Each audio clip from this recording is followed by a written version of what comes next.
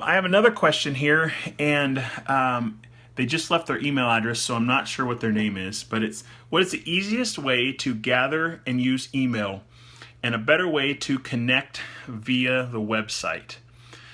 Okay, so a couple things here about emails and connecting is I would encourage you to find an email service.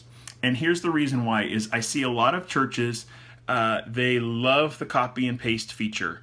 It's really great to copy 25 email addresses, drop them in the CC line accidentally instead of the blind copy line, and they just send an email out, and they keep doing that over and over and over again. And here's the challenge is that email services, a private email, is not designed to be sending bulk messages that way.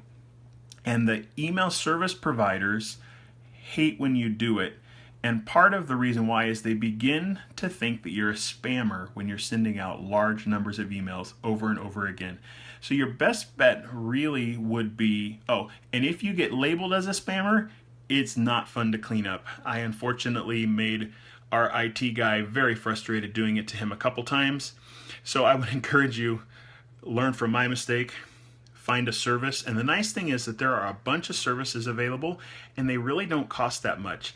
There's Aweber, there's Constant Contact, there's GetResponse, there's MailChimp, and all of these are a great way to collect email addresses and to manage them from one central database. The nice thing is that they start for as little as no money out of pocket a month and go up towards $20, $30 depending on the size of your group per month. But really, you can get started for $10 or less a month, and it is a great investment. If you get tagged just once as a spammer, trust me, you will spend more in your physical time trying to fix it than you would have spent in a couple years of paying for a service. So I would encourage you to go that way, especially if you've got less than 2,000 email addresses on your list. MailChimp will allow you to manage up to 2,000 email addresses on your list for free.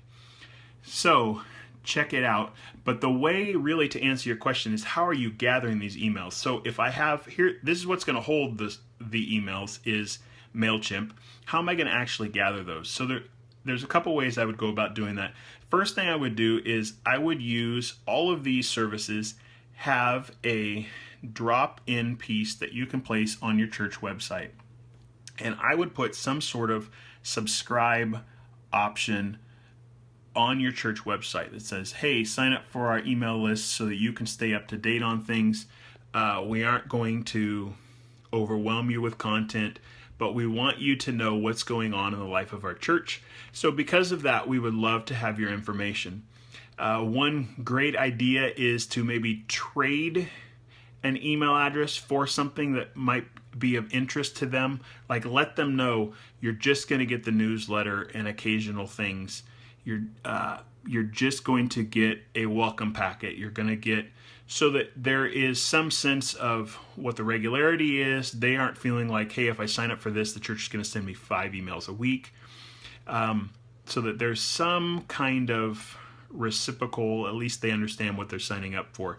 The other thing I would consider, especially if you don't have email addresses at all for your church, is I would look at creatively finding a way within your services to encourage people to do one of a couple things. Either fill out a communication card in a church service specifically getting people's email addresses, and then you can take those email addresses, create a spreadsheet in Excel or Google Docs, and import them into one of these email services and get them all into your database.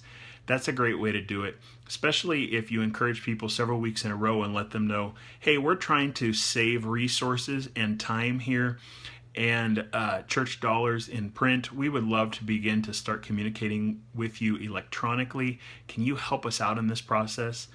You could even consider doing it through your social media, especially if you have a good, healthy Facebook group with your church.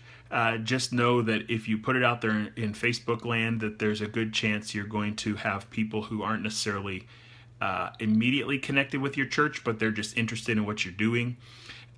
Join your group. And if you don't mind that, which actually is kind of a cool thing, then you could put it out on your social media also. But really, your website is the main place that they're going to come there already to learn about you. So because they're coming to learn about you, they're interested in you, which increases the likelihood that they will sign up to continue to get ongoing information about you. If you've got a question you'd like to submit for Ask Rad Ideas, visit radideas.com/AskRadIdeas to submit your question.